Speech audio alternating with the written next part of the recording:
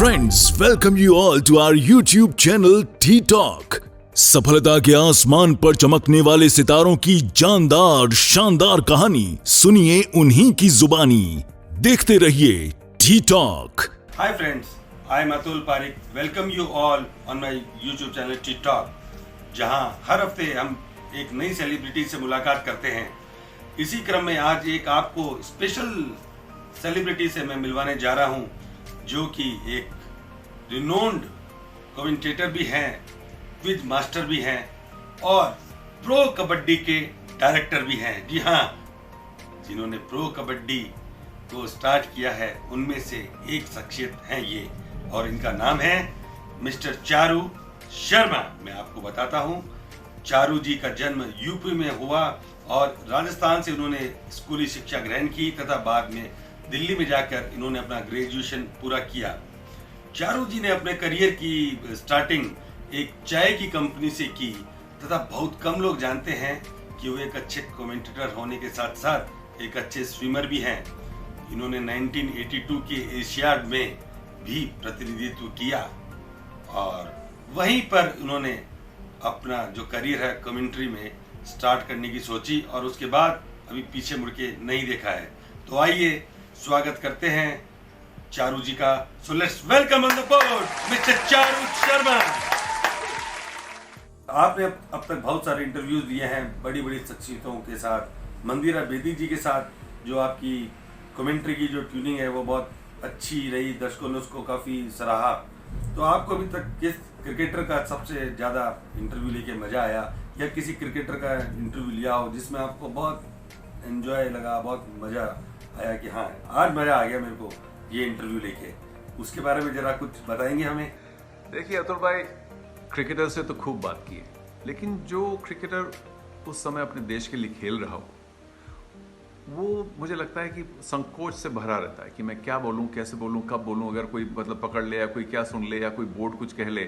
तो आप तो जानते हैं कि दो चार क्रिकेटर्स हैं जिन्होंने कुछ ज़्यादा बोल लिया, उनको तो बोर्ड ने पकड़ लिया, अपने बोर्डों ने। तो सबसे ज़्यादा मज़ा आता है क्रिकेट के बारे में बात करने से कमेंटेटर्स के साथ। भाई वो भी खिलाड़ी रहे हैं, कुछ तो बड़े बड़े रहे हैं, अपने देश के कप्तान रहे हैं, बेस्ट इन द वर्ल्ड। क्योंकि उनका जो प्लेइंग करियर है एक बार जब ख़त्म हो जाता है तो वो एक तरह से खुलकर बोलते हैं, और जो खुलकर बोलता है, जो एक सेंस ऑफ ह्यूमर के साथ बोलता है, मतलब हंसी खुशी बोलता है, तो उससे बात करने में बड़ा मज़ा आता है। अब जो बाकी सब कमेंटेटर्स हैं उनसे बहुत मज़ा आया। मेरे बहुत खास निकटतम दोस्त हैं, अरुण लाल है, रमीज राजा है, इयन बिशप है, इयन चैपल है, टोनी ग्रेग के साथ बहुत सारी बातें होती थी वगैरह वगैरह। तो सब कमेंटेटर्स का, संजय मंजरे के साथ बहुत खास दोस्ती है, और बाकी और जो काफ़ी मतलब दर्जनों कमेंटेटर्स के साथ काम किया है, तो उनके साथ क्रिकेट के बारे में बात करने से बड़ा मज़ा आता है। लेकिन जो खिलाड़ी है, अब वो क्या है कि मैदान के बगल में थोड़ी सी बात कर ली और वो भी जल्दी में है और निकलना चाहता है, कुछ ज़्यादा बोलना नहीं चाहता, वो कुछ ज़्यादा ह्यूमर यूज़ नहीं करना चाहता, तो जो कॉन्वर्सेशंस हैं थोड़ी सी लिमिटेड हो जाती हैं।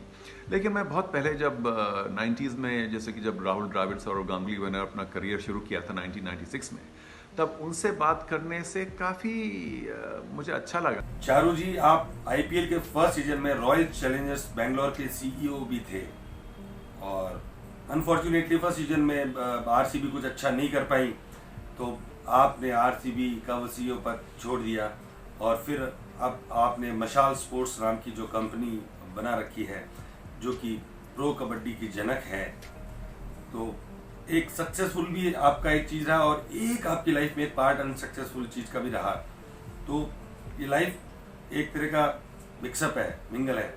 तो how you will give your message to the public to become a successful, because कहते हैं ना कि कभी भी संयम और एफर्ट्स नहीं छोड़ने से ये सफलता हमारे को हमेशा मिलेगी। तो इसके बारे में हमें कुछ बताएं। अतुल भाई, आप मुझे शर्मिंदा ना करें ये बोल के कि बड़ा सक्सेसफुल हूँ वगैरह वगैरह, क्योंकि सक्सेस का जो मीनिंग है वो अलग लोगों के लिए अलग होता है। अब मान लीजिए कि अगर कोई रिक्शा वाला हो और वो अपनी रिक्शा को सुबह निकाले, अच्छी तरह साफ करे, दिन भर चलाए, लोगों का भला करे, अपना कमाए और घर वापस जाए, थोड़ा सा अपना और अपने जो फैमिली का जितना भी हो सके देखभाल करे, तो मेरे हिसाब से क्योंकि उनसे एक पूरे दिन कड़ी मेहनत की है और दिल से काम किया है, तो वो क्या कम सक्सेसफुल है? भाई अपनी जगह वो भी सक्सेसफुल है। तो मेरा जो डेफिनेशन है सक्सेस का, वो कुछ मटेरियल या रिवॉर्ड से मुझे लगता है कि जुड़ना नहीं चाहिए, वो सिर्फ मेहनत से जुड़ना चाहिए। अगर कोई उठ के सुबह एक खुले दिल से, अच्छे दिल से काम करे और मेहनत करे तो वो सक्सेसफुल है। भाई आप ये देखें कितने मकान हैं, कितनी गाड़ियां हैं, तो वो तो कोई मतलब गलत तरीके से भी लोग ले सकते हैं, मेहनत से नहीं। तो हाँ जी, ऊपर वाले ने मेरी बहुत मदद की। और जैसा आपने कहा कि आरसीबी का मैं पहला सीईओ था पहले साल में, लेकिन वो कहानी है वो कुछ दर्दनाक सी हो गई, क्योंकि कुछ चला नहीं भाई, क्या कह सकते हैं। लेकिन मैं फिर भी I remember it very fondly, क्योंकि उसके पहले मुझे लगता है कि मैंने अपनी ज़िंदगी में मेहनत तो की होगी, लेकिन जो पहले आईपीएल के सीज़न में मेहनत की वो पहले कभी नहीं की, क्योंकि एक नई चीज़ थी और हम सब में बड़ा एक्साइटमेंट था, जोश था, और भाई रात दिन कर दिया और खूब मेहनत की ताकि वो जो इतना बड़ा इवेंट है इंडिया के लिए और दुनिया के लिए, ये अच्छी तरह से चले। चारू जी, आपके दिमाग में प्रो कबड्डी स्टार्ट करने का कब आया, कैसे आया? बिकॉज हिंदुस्तान में क्रिकेट ही एक तरह से रिलीजन है और कबड्डी हमारा एक पुश्तैनी खेल है जिसमें इंडिया हमेशा ऑलमोस्ट गोल्ड मेडल भी जीतता है इंटरनेशनल लेवल पे। तो इसको आप प्रो कबड्डी के रूप में लेके आएंगे, या आपने कब सोचा और क्या आपने सोचा था कि ये इतनी सक्सेसफुल लीग बनेगी? देखिए, आपने एक ऐसे सवाल से शुरू किया है जिसकी कहानी बहुत ही लंबी है। कबड्डी के ऐसा खेल है जो हमने सब अपने बचपन में खेला होगा, लेकिन कहीं ना कहीं हम भूल गए और कबड्डी पीछे रह गया। लेकिन मेरा जो एक तरह से कबड्डी के साथ जो वापस जुड़ना हुआ वो कमेंट्री की वजह से ही हुआ, क्योंकि 2006 के जो एशियन गेम्स थे दोहा में खेले गए थे, वहाँ ऑर्गेनाइजिंग कमेटी ने ऐसा सोचा कि हर एक खेल जो एशियन गेम्स में खेला जा रहा है उसके लिए एक वर्ल्ड फीड कमेंट्री दी जाए। कुछ ऐसे खेल हैं जिनके लिए काफ़ी हमेशा दी जाती है, लेकिन कुछ ऐसे खेल हैं जो पीछे रह गए क्योंकि उनकी वर्ल्ड फीड कमेंट्री नहीं हुई। अलग अलग देशों में शायद अलग कमेंट्री हुई, लेकिन एक वर्ल्ड फीड सेंट्रल कमेंट्री नहीं हुई। तो किसी ने मुझे फ़ोन किया कि हमें भाई एशियन गेम्स के लिए ऐसे ऐसे करके एम्प्लॉय किया गया है ऑर्गेनाइजर्स के थ्रू कि आप सब गेम्स की कमेंट्री दीजिए। तो हमने ऐसा सुना है, अब ये मैं कह रहा हूँ, मैं माफ़ी चाहता हूँ, लेकिन उन्होंने कहा कि हमने ऐसा सुना है कि अगर कबड्डी की कोई कमेंट्री कर सकता है और वो इंडिया से होना चाहिए तो आपका नाम हमें काफ़ी इधर उधर अलग अलग दिशाओं से आया, तो इसलिए हम आपको फ़ोन कर रहे हैं, क्या आप करेंगे? अब देखिए, मैंने बहुत खेलों की कमेंट्री की है, लेकिन उस वक्त जो 2006 की बात है, जनवरी फरवरी की बात है, मैंने कबड्डी की कमेंट्री नहीं की थी। लेकिन मैंने कहा भाई देखो, अपने देश का खेल है, अपना ही खेल है, तो अगर ये मौका मिला है तो ज़रूर लेना चाहिए। तो मैंने कहा हाँ ज़रूर करेंगे, और वहीं से एक कहानी शुरू हुई, क्योंकि मैंने कहा जब एक बार हाँ बोल दिया तो फिर कुछ होमवर्क भी तो करना चाहिए, और ऐसा लोगों को लगना चाहिए कि भाई ये तो कबड्डी कमेंट्री 25 सालों से कर रहा है। तो मैंने खूब देखा कबड्डी का खेल इंडिया। प्रो कबड्डी लीग का नेक्स्ट सीजन कब होने जा रहा है? क्योंकि सभी लोग बड़ा बेसब्री से इंतजार कर रहे हैं कि अब प्रो कबड्डी का नेक्स्ट सीजन कब स्टार्ट होगा। जी, आपका यह कहना सही है कि आईपीएल तो सबसे पॉपुलर है ही, लेकिन उसके बाद प्रो कबड्डी लीग के जो आंकड़े हैं सबसे आगे हैं, और बहुत बड़े बड़े खेल हैं, बहुत सालों से इंडिया में चल रहे हैं, उनकी लीगें भी चल रही हैं, बड़े बड़े इवेंट होते हैं उनके। लेकिन जब कबड्डी की शुरुआत हुई तो पहले ही साल में, यानी कि 2014 में ही, kabaddi became the second most watch sport in India. और एक तो उसका श्रेय देना चाहिए खेल को ही, क्योंकि खेल ही इतना तगड़ा, इतना पावरफुल है कि लोग देखते हैं तो बिल्कुल जुड़ जाते हैं। और टेलीविजन पर भी लोग कहते हैं कि क्योंकि खेल मतलब 1 घंटे का है, तो ऐसा भी नहीं कि 10-10 घंटे चल रहा है या पूरे दिन चल रहा है। दिन में अगर 2 मैच हों शाम को तो आसानी से देखे जा सकते हैं। तो एक तो खेल की वजह से बहुत आगे बढ़ा, क्योंकि एक खेल को एक बढ़िया तरह से सोफिस्टिकेटेड एक तरीके से प्रस्तुत किया जाए तो लोग पसंद करते हैं, एक इंटरनेशनल तरीका हो। दूसरा ये भी है कि स्टार स्पोर्ट्स जो हमारे शुरू में पार्टनर बने, ब्रॉडकास्ट पार्टनर, उन्होंने मतलब बहुत इसमें मेहनत झोंकी, खूब पैसा लगाया, खूब इन्वेस्टमेंट की और बहुत मेहनत की। हमने भी मशाल स्पोर्ट्स में भी बहुत मदद की, क्योंकि हम लोग ऑर्गेनाइज कर रहे थे और वो लोग टेलीविजन में दिखा रहे थे स्टार स्पोर्ट्स। तो उनका भी जो योगदान है बहुत भारी है, और उन्होंने जिस तरह से कबड्डी को एक तरह से गोदी में ले लिया और आगे रखा और संभाला, तो उससे भी बहुत फ़र्क पड़ा। क्योंकि अगर एक बड़ा स्पोर्ट्स चैनल आपके साथ लग जाए और दिल और दिमाग से किसी खेल को आगे बढ़ाए, किसी इवेंट को या लीग को आगे बढ़ाए, तो उससे बहुत फ़र्क पड़ता है। अब देखिए, आईपीएल से तो हमको तुलना करनी नहीं चाहिए, क्योंकि वो बहुत ही विशाल खेल है और बहुत बड़ी लीग है। लेकिन उसके बाद अगर प्रो कबड्डी का नाम आए,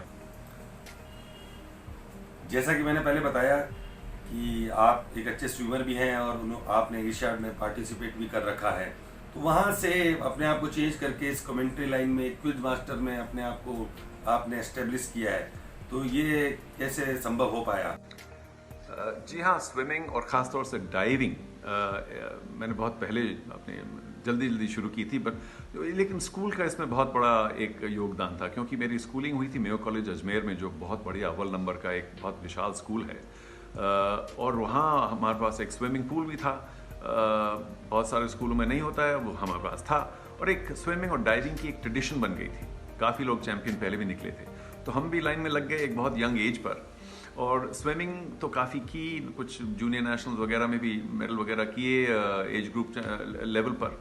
लेकिन उसके बाद डाइविंग में अलग निकल गए, और डाइविंग की क्योंकि एक बहुत बढ़िया हमारे पास कोच भी थे, भंवर सिंह जी, अर्जुन अवार्डी, और एक पहले भी कुछ नेशनल मेडलिस्ट वगैरह थे हमारे स्कूल में, तो बस गाड़ी वहीं डाइविंग में एक तरह से आगे बढ़ गई एक बहुत यंग एज पर।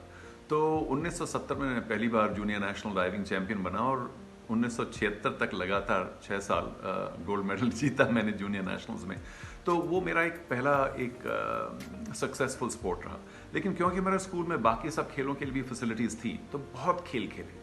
ठीक है, डाइविंग की वजह से काफ़ी समय निकल जाता था, लेकिन जितना टाइम बचता था वो बाकी खेलों में लग गया, और आगे जाकर भी ज़िंदगी में बाकी खेल खूब खेले। तो उससे ये एडवांटेज क्या हुआ कि अब डाइविंग की वजह से तो एक तरह से खेल की दुनिया में बहुत गहराई से हमको घुसना पड़ा, ट्रेनिंग की वजह से, डिसिप्लिन की वजह से, प्रैक्टिस वगैरह और कंपटीशन। लेकिन वो सारी चीज़ें बाकी खेलों में भी लगी जाती हैं। तो कोई भी खेल खेलें, सीरियसली खेलें,